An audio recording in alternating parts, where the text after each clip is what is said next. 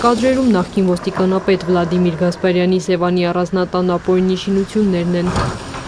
Դատախազության միջնորդագրի կատարման արդյունքում այսօր ապամոնտաժվել են Վլադիմիր Գասպարյանի Գեղարքունիքի մարզի Դրախտիկ համայնքի առաջին փողոցի 97 հասցեում ապօրինի կառուցված առանձնատան պարիսպը, բետոնե հենապատերը, թեքահարթակը։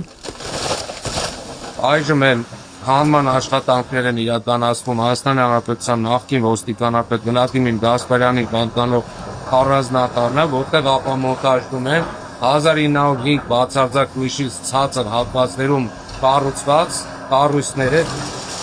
Գլխավոր դատախազությունը դեռ 2025 թվականի դեկտեմբերի 30-ին հայտարարել էր, որ մեկնարկել են Սևանա լճի ափամերձ տարածքներում բացարձակ նիշից ցածր հողամասերում ապօրինի կառուցված շենք-շինությունների ապամոնտաժման աշխատանքները, միաժամանակ տեղեկացնելով, որ ապօրինի շինությունների քանդման աշխատանքները շարունակվելու են 2026 թվականին։ Մի շարք շենքեր ապամոնտաժվել են, նաև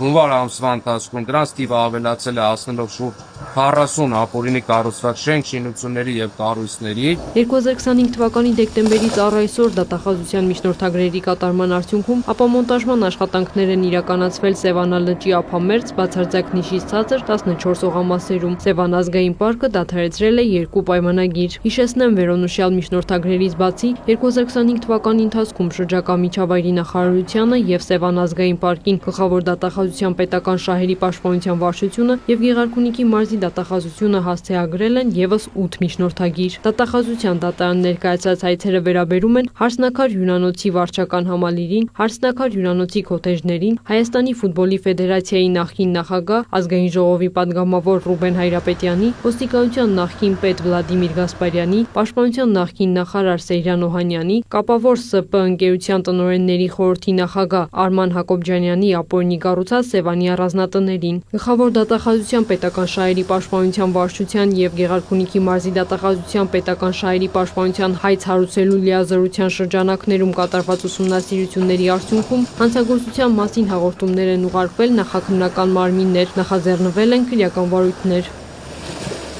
Քրիստինե Թորոսյան, լուրեր։